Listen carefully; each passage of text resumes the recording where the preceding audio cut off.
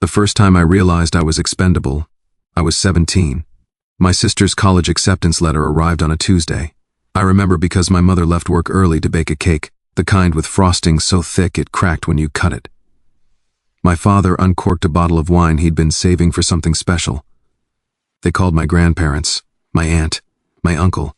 There were hugs, photos, applause like she'd just won an award she hadn't even stepped on stage for yet. I stood near the hallway, hands in my pockets, watching it all like a guest who hadn't been invited but hadn't been told to leave either. My acceptance letter came 2 days later. No cake, no wine, no phone calls. My father glanced at the envelope, opened it halfway, skimmed the first line and nodded once. That's fine, he said, already setting it down. Not exactly Ivy League, but fine.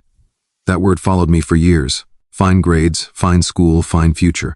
At dinner that night, my mother cleared her throat and slid a printed spreadsheet across the table. Tuition costs, housing, books, numbers highlighted in yellow. We've decided, she said carefully, that we'll fully support your sister through college. She has potential, and you're more independent. Independent, that was the word they used when they didn't want to say on your own. I stared at the spreadsheet. My jaw tightened, but I didn't argue. I didn't raise my voice. I didn't ask why my sister's dreams were investments and mine were risks. I just nodded. Because arguing in that house didn't change outcomes. It only changed how loudly they dismissed you. That night, lying in bed, I stared at the ceiling and felt something settle in my chest. Not anger yet. Not even sadness. Just a quiet understanding. I was alone, and if I wanted anything, respect, security, freedom, I would have to earn it without witnesses. College was where they expected me to fail. That became clear every time I came home for holidays. My sister talked about internships her friends' parents lined up for her. My mother listened like it was a TED Talk. My father nodded proudly, chiming in with advice he'd read online 5 minutes earlier. When I spoke, conversations drifted. So what are you studying again? My aunt asked one Thanksgiving, halfway through chewing. Political science, I replied. Oh, she said, unimpressed. And what do you do with that? I smiled. We'll see. My sister snorted into her drink. Behind the jokes, behind the smirks, there was a shared assumption I was drifting. Unfocused, soft. They didn't see the routine. They didn't see me waking up before dawn, running miles before class. They didn't see the color-coded notebooks, the way I dissected lectures, how I memorized patterns instead of facts. They didn't see me working 2 jobs, not because I needed spending money, but because I needed leverage. What they definitely didn't see were the conversations I never talked about. The professors who lingered after class. The visiting lecturers who asked questions I answered without notes. The emails marked confidential. I learned early that silence made people careless. They bragged louder, they mocked more openly, they underestimated, deeper. And I let them, because arrogance makes people sloppy, and sloppy people leave trails. The humiliation peaked my junior year. My sister invited the whole family to a charity gala hosted by one of her classmates' parents. Expensive suits, crystal glasses. People who spoke loudly about how important they were. I wore a simple suit. No watch, no tie clip. Nothing that suggested ambition. At one point my father laughed loudly, arm draped around my sister's shoulder. She's going places, he announced to a small group. Unlike her brother, he's more laid back. Someone chuckled. Another man leaned in, amused. Ah, the quiet one, always the quiet ones. I felt heat rise up my neck. My hands curled slightly, then relaxed. Slow B. Breathe in. Slower breath out. Control. That night, I stood on the balcony alone, looking down at the city lights, listening to my sister's laughter behind me. I wasn't angry at her, not really. I was angry at the certainty with which they'd written my ending. That was the night I made a decision. Not to confront them, not to prove anything verbally, but to let the truth arrive on its own schedule, with consequences attached. By senior year, my life had split into 2 versions.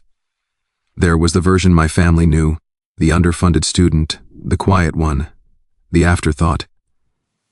And there was the real one, the version that had passed background checks without ever mentioning them, the version that had professors speaking carefully around him, the version that had been evaluated not for grades but for temperament, discipline, pattern recognition, emotional control, things you can't fake. I never told my parents when I stopped needing student loans. I never mentioned why certain classes required me to sign extra paperwork.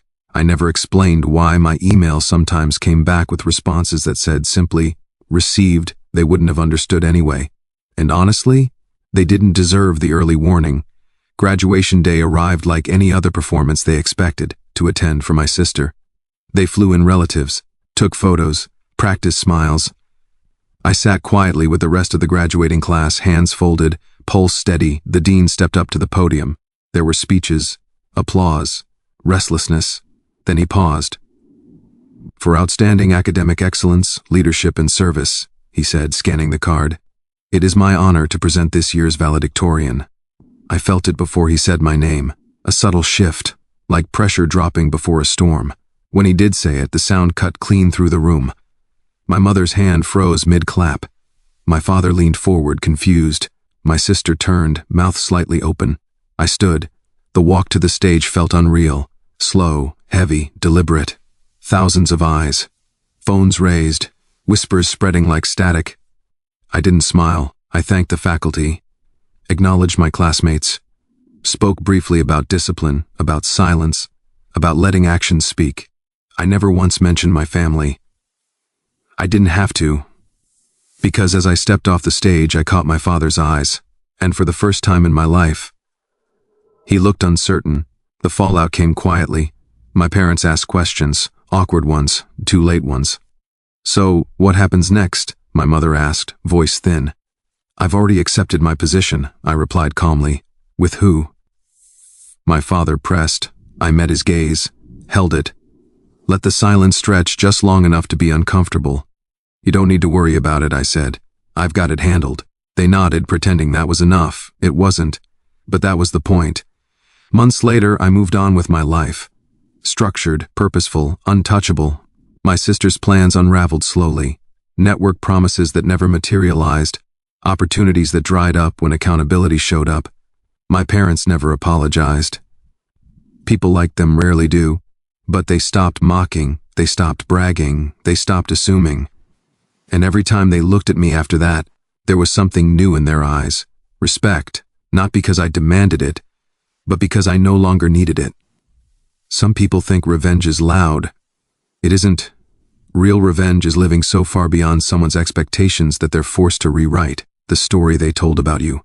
Alone, in silence, long after you've stopped listening.